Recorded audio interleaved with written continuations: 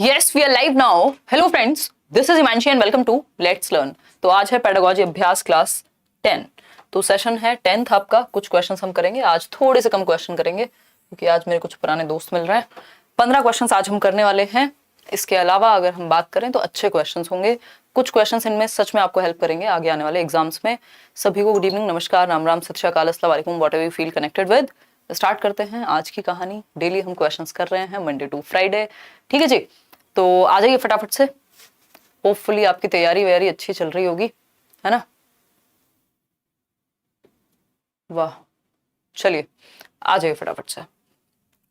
First question से करेंगे शुरुआत। उससे पहले लाइक शेयर सब्सक्राइब आप कर दीजिएगा अगर ना किया हो। वैसे मुझे उम्मीद है कि पहले से करके रखा होगा, तभी आप डेली पढ़ने आ रहे हैं।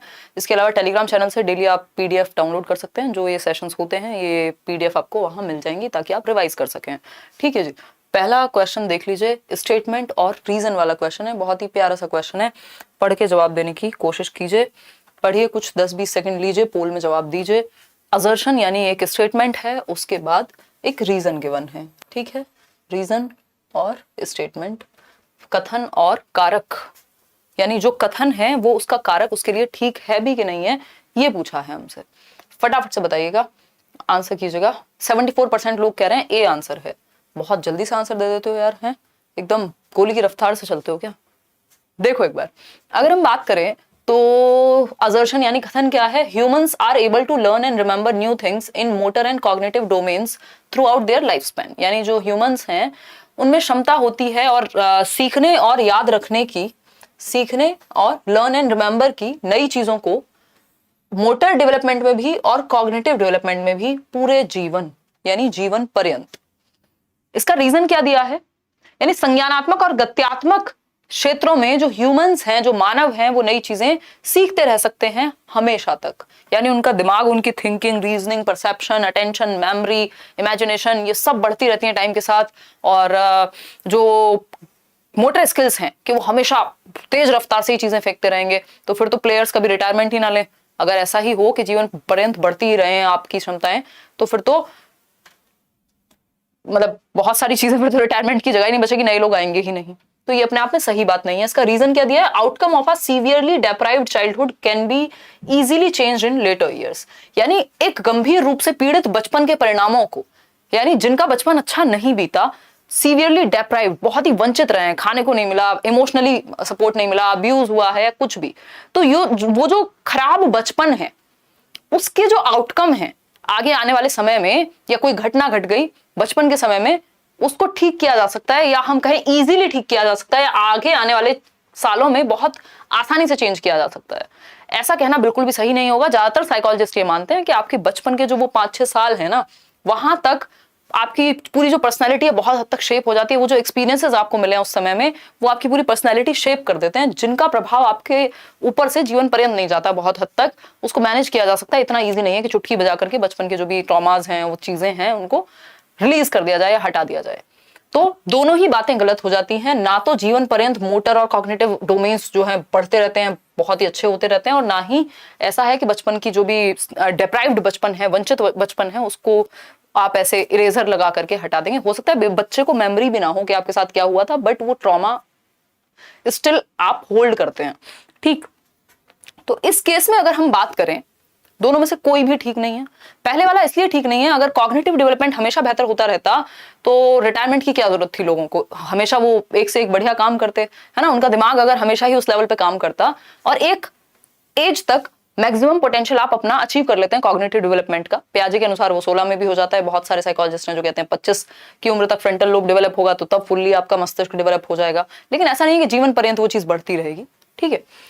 तो both A and R true. ना ना ना ना ना, गलत आंसर दे दिया। ये तो आपने, मुझे लगा आप लोग सही उत्तर दे रहे हैं।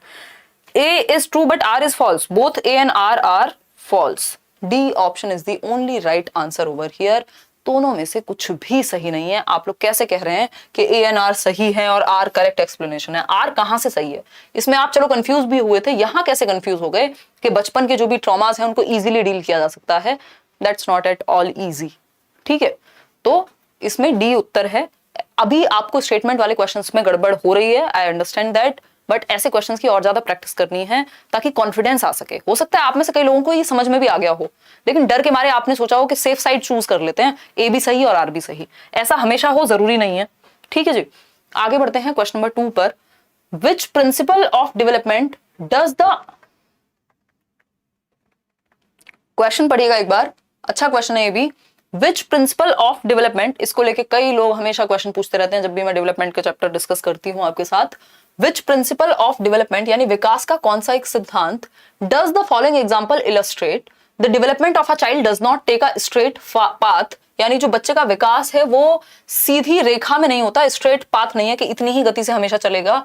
It turns back and then moves forward, आगे बढ़े फिर पीछे आए, आगे बढ़े फिर पीछे आए, ऐसे चलेगा जो विकास है, आगे पीछे कंसोलिडेट करता है अपने आप को अलग अलग स्टेजेस में।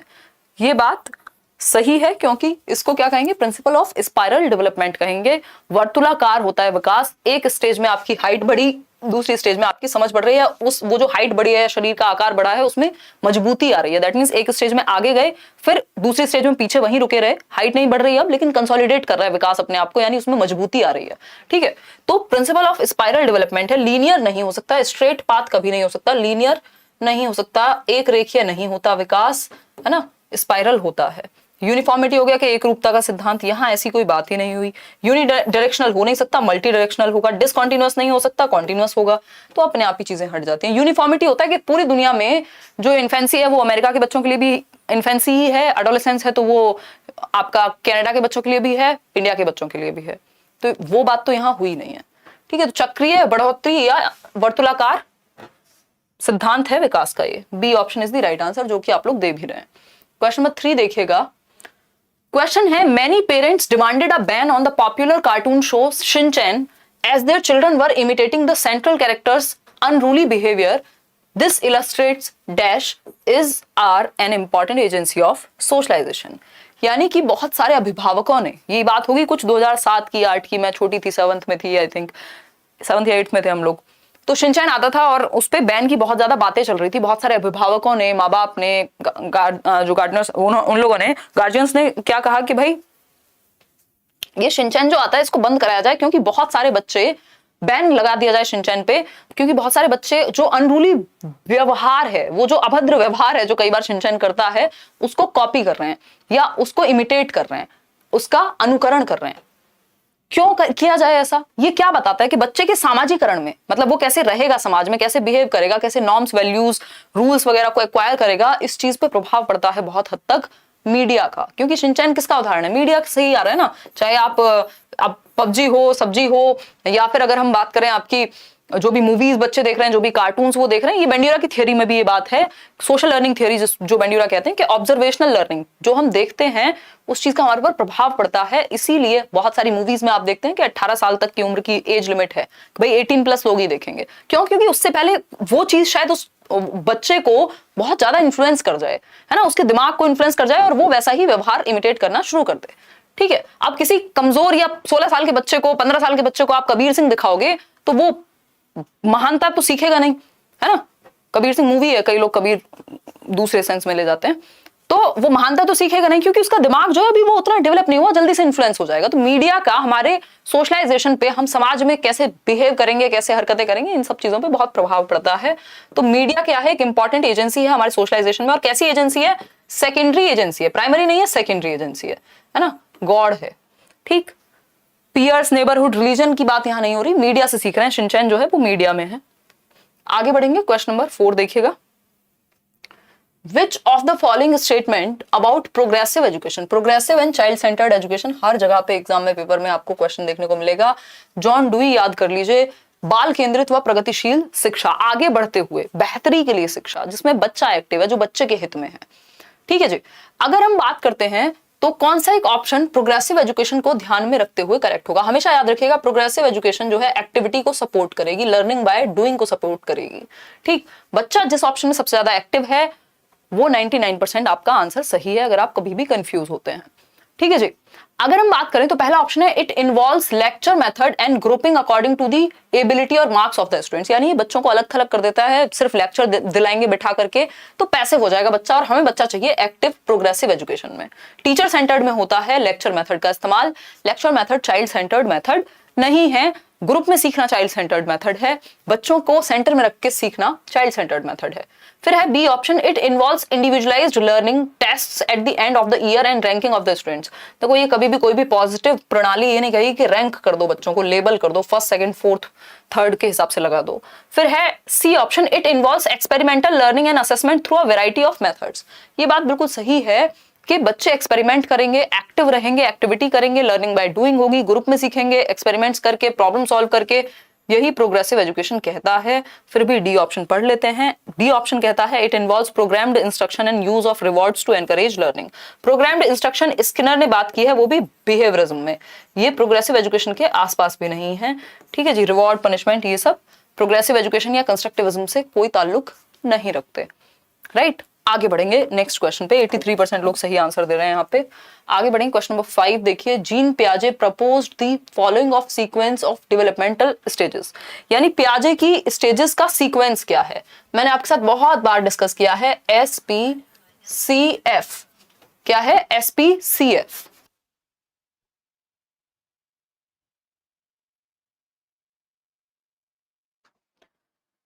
देखिएगा एक बार। अगर हम बात कर रहे हैं SPCF, हमें पता है, पोल में आंसर कीजिए और लाइक शेयर सब्सक्राइब भी कीजिए, खुशी खुशी, है ना। कितने कम लोग, मतलब कुछ 4000 के लोग आसपास देख रहे हैं और 1.7 के लाइक्स हैं। यहाँ दिखता रहता है, सारा हिसाब हो जाता है।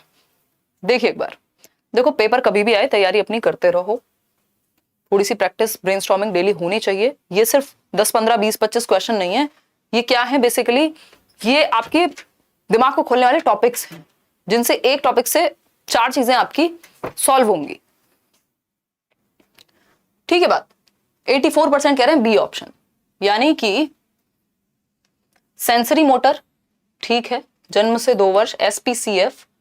पी फॉर प्री ऑपरेशनल 2 से 7 वर्ष, कॉन्क्रीट ऑपरेशनल 7 से 11 वर्ष, फॉर्मल ऑपरेशनल 11 एंड अबव या 11 से 16 वर्ष। प्री ऑपरेशनल के बाद सेंसरी नहीं आता, पहले सेंसरी आएगा, तो ये तो गलत हो गया। सेंसरी के बाद pre operational, but formal operational से पहले कॉन्क्रीट आता है, तो ये भी गड़बड़ हो गया। कॉन्क्रीट ऑपरेशनल पहले आ ही नहीं सकता, सबसे पहले सेंसरी मोटर होगा। तो बी ऑप्शन एकमात्र सही उत्तर है यहाँ 1 नंबर दिलाने के लिए। ठीक है बात। आगे बढ़ेंगे नेक्स्ट क्वेश्चन पे। नेक्स्ट क्वेश्चन क्या है देखिएगा एक बार। नेक्स्ट क्वेश्चन है क्वेश्चन नंबर 6। देखिए एक बार क्वेश्चन नंबर 6 क्या कहता है, पढ़िएगा और जवाब दीजिएगा। एक बार आंसर कीजिएगा पढ़ करके।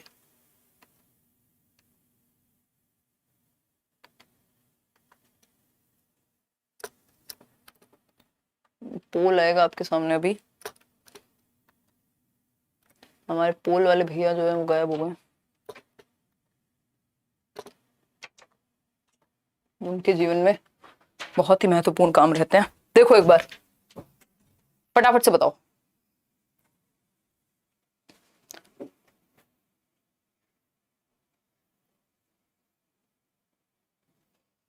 %50 लोग कह रहे हैं ए ऑप्शन। देखिए समझते हैं। जीन पियाजे के अनुसार कौन सा एक क्वेश्चन बच्चा हल कर पाएगा फॉर्मल ऑपरेशनल स्टेज में। फॉर्मल ऑपरेशनल बोले तो 11 साल के बाद, जो कि लास्ट स्टेज है पियाजे की।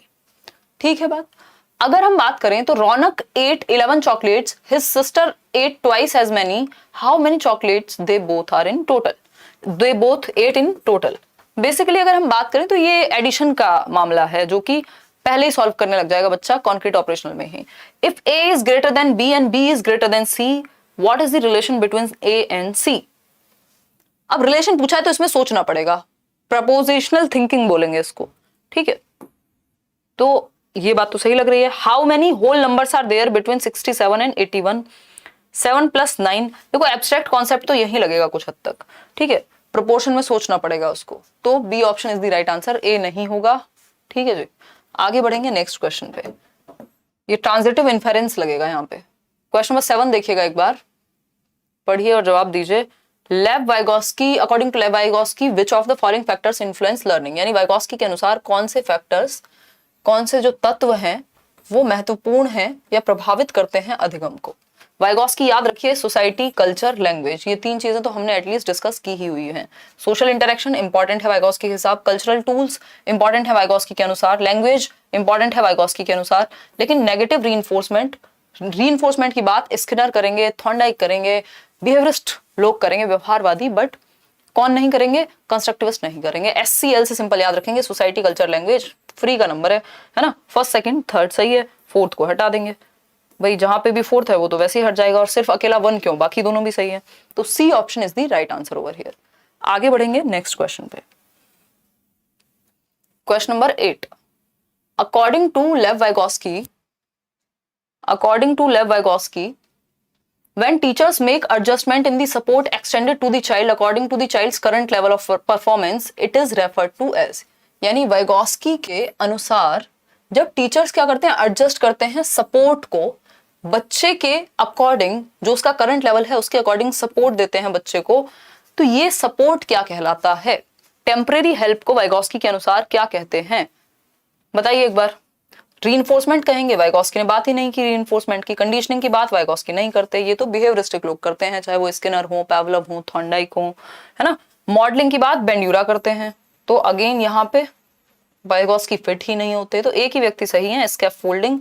टेम्परेरी हेल्प बोलते हैं इसको, जब जहां पे बच्चा अटकेगा वहां मदद दी जाएगी, चाहे प्रॉब्लम को आधा सॉल्व किया जाए, चाहे कोई हिंट दी जाए, चाहे कोई क्यू दिया जाए, मतलब टेम्परेरी हेल्प को पाड़ या मचान या स्कैफोल्डिंग कहते हैं एज पर वाइगॉस्की। स्कैफोल्डिंग का जो कॉन्सेप्ट है दिया था ब्रूनर ने, बट वाइगॉस्की इसको अपनी थ्योरी में यूज करते हैं। क्वेश्चन नंबर 9 पढ़िएगा और जवाब दीजिएगा। क्वेश्चन नंबर 9 पढ़िए और दीजिए जवाब, पोल में आंसर कीजिएगा। According to Lawrence Kohlberg, the child's moral development in stage 3, maintaining mutual relation, the golden rule refers to the stage where, यानी थर्ड क्या है? देखो क्या पूछा है, स्टेज 3। स्टेज 1 क्या है? Good boy punishment and obedience. दूसरा क्या है? Mutual exchange, tit for tat जिसको हम कहते हैं। थर्ड स्टेज है हमारी गुड बॉय गुड गर्ल, यानी maintaining mutual relation, the golden rule refers to the stage where, यानी गुड बॉय गुड गर्ल, यानी रिश्ते बने रहें, अच्छा लड़का अच्छी लड़की, माँ बाप तारीफ करेंगे इसलिए सच बोलना है, होमवर्क पूरा हुआ तो चॉकलेट मिलेगी, या कोई तारीफ करेगा चॉकलेट नहीं मिलेगी, बेसिकली तारीफ करेगा कोई, अच्छा लड़का अच्छी लड़की कहेगा, अरे तुम तो बहुत अच्छे लड़के हो, तुम तो बहुत अच्छी लड़की हो। ये क्या है? थर्ड स्टेज है। 42% लोग डी ऑप्शन कह रहे हैं।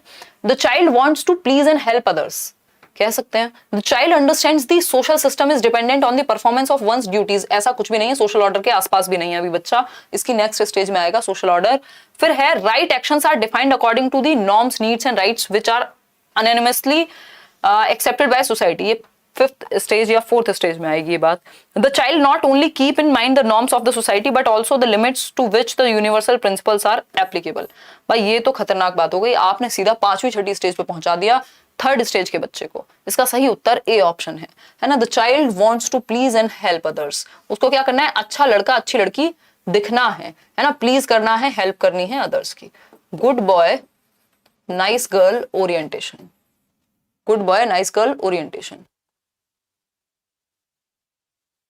Good boy nice girl orientation. ठीक है, इतनी बात क्लियर है। आगे बढ़ेंगे। क्वेश्चन नंबर 10 देखिएगा। हार्वर्ड गार्डनर प्रपोज्ड दैट, यानी हार्वर्ड गार्डनर ने बुद्धि के बारे में क्या बताया है? हार्वर्ड गार्डनर ने multiple intelligence frames of mind नाम की इनकी बुक थी, जिसमें बहुबुद्धि के सिद्धांत की बात की है। गार्डनर ने क्या प्रपोज किया है? That intelligence is a practical goal oriented activity, यानी इंटेलिजेंस क्या है? एक प्रैक्टिकल गोल ओरिएंटेड एक्टिविटी है। Intelligence comprises of 7 intelligences in a hierarchical order, यानी बढ़ते हुए क्रम में। Intelligence is a generic ability that he labelled as G factor. Intelligence comprises of several kinds of human abilities. इसमें 20% लोग क्यों घबरा रहे हैं? ए ऑप्शन कहां से आ जाएगा? प्रैक्टिकल इंटेलिजेंस की बात तो गार्डनर कहीं कर ही नहीं रहे हैं, है ना। बात रही इसकी 7 इंटेलिजेंस इन हायरार्किकल ऑर्डर का मतलब होता है बढ़ते हुए क्रम में। उन्होंने इंडिपेंडेंट बताया है इंटेलिजेंस को कि 8 प्रकार हैं, सब इंडिपेंडेंट हैं। पहले 7 हुआ करते थे, फिर 8 हो गए, अभी हम करंटली 8 ही पढ़ते हैं, वैसे तो बढ़ भी गए हैं, बट अपनी एनसीईआरटी के अकॉर्डिंग हम अभी भी 8 ही पढ़ते हैं। तो अगर हम बात करें तो ये हायरार्की में नहीं होते, इंडिपेंडेंट होते हैं। ऐसा नहीं है कि जो आपका बॉडीली काइनेस्थेटिक है वो म्यूजिकल इंटेलिजेंस से बड़ा है या ऊपर है या नीचे है, ऐसा कुछ भी नहीं है, स्टेजेस नहीं है ये। ठीक है, जी फैक्टर की बात कौन कर रहा है? वो करेंगे स्पीयरमैन। तो आंसर होगा यहाँ पे सही, intelligence comprises of several kinds of human abilities. बुद्धि के अंदर अंतर्गत कई अलग अलग मानवीय क्षमताएं आती हैं। कोई किसी तरह से इंटेलिजेंट है, कोई म्यूजिक में इंटेलिजेंट है, कोई नंबर्स में इंटेलिजेंट है, कोई स्पेस में इंटेलिजेंट है, कोई साइंस और मैथ्स में इंटेलिजेंट है। तो यानी अलग अलग प्रकार की बुद्धि के प्रकार हैं as per gardener. Question number 11 देखिएगा, पढ़िएगा ध्यान से। Question number 11 says several television commercials depict men and women in stereotypical roles. How should a teacher discuss this issue in her classroom? यानी बहुत से जो टेलीविजन में विज्ञापन आते हैं वो महिलाओं और पुरुषों को बहुत ही रूढ़िवादी भूमिकाओं में दर्शाते हैं कि महिलाएं हैं वो कपड़े धो रही हैं, पुरुष हैं वो बैठ के टीवी देख रहे हैं। ये क्या हुआ, ये रूढ़िवादी भूमिका है, ठीक है, ये रूढ़िवादी भूमिका है। या एक वाइफ है वो अपने पति से कह रही है कि मेरे को तो हार दिला दो, और वो नखरे कर रहे हैं और वो शिकायतें कर रही है, मतलब दिखाया जा रहा है कि डिपेंडेंट कौन है, मॉनेटरीली वाइफ। तो ये क्या स्टीरियोटिपिकल रोल्स हैं। अब ये जो स्टीरियोटिपिकल रोल्स यदि कमर्शियल्स में दिखाए जा रहे हैं, एडवर्टीजमेंट्स में दिखाए जा रहे हैं, तो टीचर को इस इशू को कैसे डिस्कस करना चाहिए क्लासरूम में, है ना। भाई बच्चा सीख कहां से रहा है, या तो स्कूल से सीखेगा या फिर घर से सीखेगा। अब घर में बैठ के जब वो ऐसा टीवी देखेगा तो किसी ना किसी को तो रिस्पॉन्सिबिलिटी लेनी है चेंज की, ठीक। तो टीचर को क्या करना चाहिए इस स्थिति में। पहला ऑप्शन है she should encourage students to accept statements made in television commercials at face value. यानी वह उन्हें उन विज्ञापनों में दिए गए वक्तव्यों को उनके ज्यों के त्यों स्वरूप पर स्वीकार करने को कहें कि भाई मान लो जो विज्ञापन में दिखाया गया वही अल्टीमेट सच्चाई है। तो ये तो बिल्कुल वाहियात बात हो जाएगी। फिर आता है B option, she should encourage students to analyse it critically and arrive at a reasoned decision. यानी बच्चों को क्या करना चाहिए, एनकरेज करना चाहिए शिक्षिका को कि एक काम करो, क्रिटिकली एनालाइज करो जो चीज तुम देख रहे हो कि वो किस हद तक सही है, उसके पीछे बाकी के फैक्टर्स क्या हैं, जो दिखाया जा रहा है वो सच भी है या नहीं है, या होना भी चाहिए कि नहीं होना चाहिए। अपनी एक रीजनिंग लगा करके, सही तर्क लगा करके आलोचनात्मक ढंग से सोचो समझो और फिर एक्सेप्ट करो। ये बात तो बिल्कुल सही है ना। फिर आता है C option, she should encourage students to reach conclusion on the basis of given facts. यानी जो कमर्शियल में दिया है उसी को फैक्ट मान लेना चाहिए। क्यों मानेगा, अपना दिमाग यूज करेगा व्यक्ति। फिर है D option, she should encourage students to imitate the behaviour of man and women. यानी उनको बच्चों को ना वही नकल करनी है कि अगर कमर्शियल में एडवर्टीजमेंट में दिखाया गया मम्मी घर पे खाना बना रही है, तो जो लड़कियां उनको खाना बनाना है और जो लड़के उनको काम करना है ना। तो ये गड़बड़ हो जाएगी। आगे बढ़ेंगे, B option is the only right answer over here. Question number 12 देखिएगा, in the context of cognitive and language development Who said thought comes first then language? यानी भाषा और संज्ञान के परिप्रेक्ष्य में यदि हम बात करें तो किसने कहा कि जो विचार है वो पहले आता है भाषा से। यानी थॉट जो है वो पहले आएगा, लैंग्वेज आएगी बाद में। दैट मीन्स जब मैंने इस पेन को देखा, जब तक मुझे भाषा नहीं भी आती थी तब भी मेरे दिमाग में कोई तो विचार आया होगा। ऐसा कौन कह रहा है? ऐसा एक ही व्यक्ति है जो कि कहते हैं, जो कि 56% लोग ही सही उत्तर दे रहे हैं, जीन पियाजे, है ना। जीन पियाजे कहते हैं कि पहले विचार आएगा, thought not comes first but also determines the language, कि विचार ही निर्धारित करेगा। विचार न सिर्फ पहले आता है बल्कि निर्धारित भी करता है कि भाषा क्या होगी, ठीक है।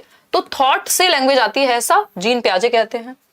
वाइगॉस्की कहते हैं कि लैंग्वेज एंड थॉट पैरेलली चलते हैं, यानी इंडिपेंडेंट होते हैं और कुछ 3 से 6 वर्ष की अवस्था में जाकर के मर्ज हो जाते हैं एक दूसरे में, ठीक। तो ये ऐसा नहीं है कि वाइगॉस्की कह रहे हैं कि पहले लैंग्वेज आएगी कि थॉट आएगी। यहाँ पे सिंपल बात है कि थॉट से लैंग्वेज जीन पियाजे, वाइगॉस्की कहते हैं थॉट और लैंग्वेज इंडिपेंडेंटली चलते हैं। तो A option is the only right answer over here, ठीक है जी। आगे बढ़ेंगे क्वेश्चन नंबर 13 पे। न्यू एजुकेशन पॉलिसी पे एक क्वेश्चन है, पढ़िएगा, देखिए एक बार। Which of the following statement regarding proposals made by NEP National Education Policy 2020 is not correct? यानी कौन सा एक प्रपोजल जो दिया गया है न्यू एजुकेशन पॉलिसी के द्वारा सही नहीं है। बताइए एक बार कौन सा सही नहीं है, फटाफट से बताइए।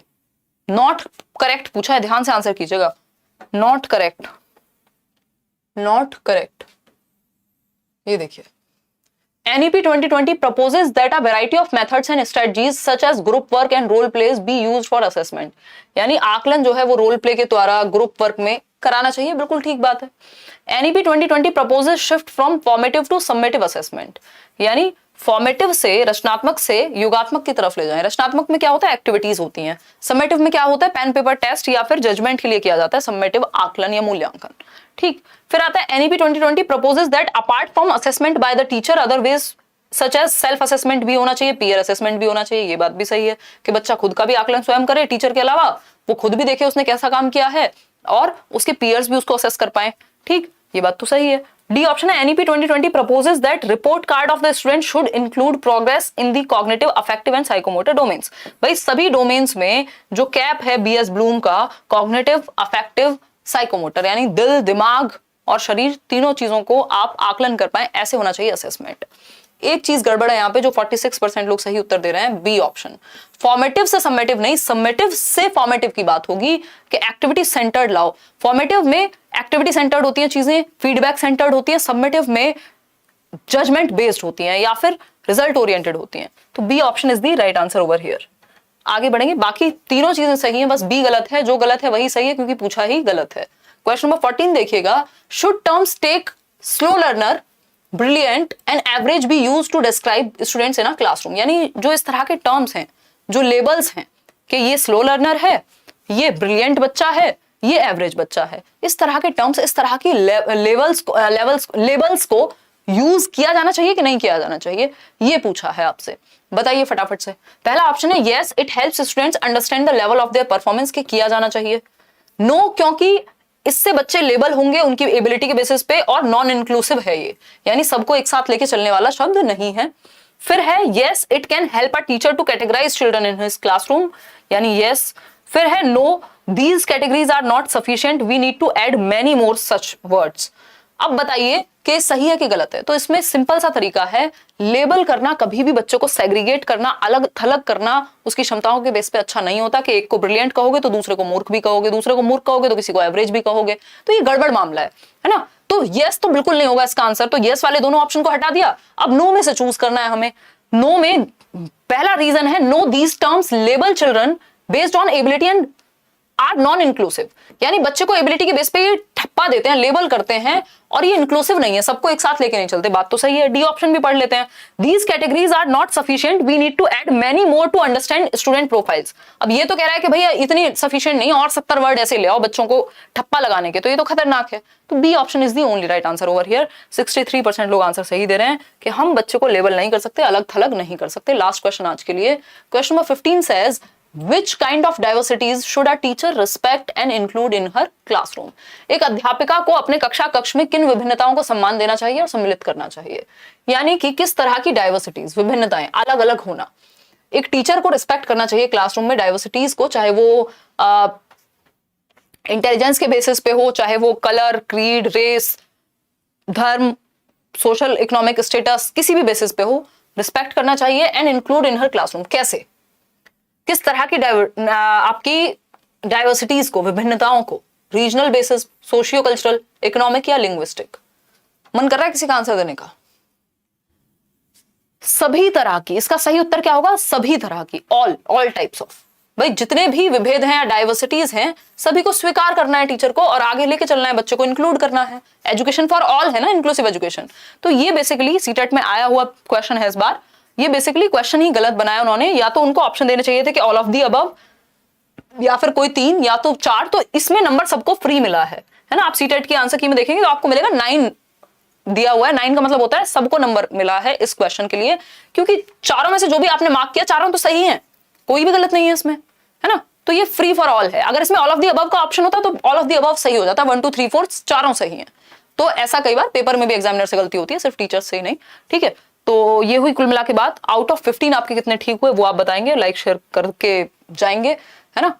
इसके अलावा जो DEET+B KVS रीट और सीटेट के बैचेस में एडमिशंस ओपन है, करियर विल ऐप डाउनलोड करके एक बार वो चेक कर लीजिएगा, नीचे डिस्क्रिप्शन बॉक्स में लिंक गिवन है, वहां कंप्लीट बैचेस हैं, अलग अलग टीचर्स आपके साथ डिस्कस करते हैं। यहाँ लेट्स लर्न पे मैं आपके साथ शेयर करती हूँ चीजें। इसका जो PDF है वो मिल जाएगा आपको let's learn squad Telegram channel पे। किसी फेक चैनल से मत जुड़िएगा, आजकल बहुत सारे पेजेस बन गए, इंस्टाग्राम से लेके, फेसबुक से लेके और यूट्यूब से लेकर के सभी जगह पे। कहीं भी 1 रुपया भी मत दीजिएगा। ऐसा ना तो कोई कोर्स या इस तरह की चीजें नहीं होती, या तो करियर विल पे होती है, मेरे थ्रू होती है, तो या फिर बुक्स हैं जो 2-3 बुक्स हैं जो आती ही हैं, 3-4 बुक्स हैं बल्कि, लेट्स लर्न पे होते हैं। ऐसा कुछ भी नहीं है कि कोई नोट्स वगैरह ना आज तक बेचे ना बेचे जाएंगे। देखिए एक बार, बुक की फॉर्म में आती हैं जो भी चीजें आती हैं, तो फ्रॉड से बच के रहिए। आउट ऑफ 15 कितने क्वेश्चंस ठीक हुए वो बता दीजिएगा। सेशन कैसा लगा वो आप बता ही रहे हैं। 98% लोग कह रहे हैं कि ठीक ठीक लगा है उनको, मतलब अच्छा लगा है, they are happy with the session. हाँ 2% लोग, कहाँ से आते हैं लोग? आज स्पीड ज्यादा थी क्या? कल मिलेंगे, कल थोड़े ज्यादा कर लेंगे क्वेश्चन। लाइक शेयर सब्सक्राइब कर दीजिएगा अगर ना किया हो तो। कितनी बार बोल चुके, मैं खुद ही बोर हो जाती हूँ लाइक शेयर सब्सक्राइब बोल बोल के। देखो एक बार, देखने को भी कुछ नहीं है, बी योर ओन कांस्टेंट, अपने साथ बने रहिए, तैयारी कीजिए अच्छे से, पेपर लेट आए देर सवेर जब भी आए बट आपका मौका नहीं छूटना चाहिए। कल मिलेंगे, अच्छे क्वेश्चंस करेंगे, इस सीरीज को फॉलो कीजिए, पेडागोजी अच्छी हो जाएगी स्वाभाविक रूप से, नेचुरली, है ना। Take care, good night, bye bye, all the best, see you all tomorrow.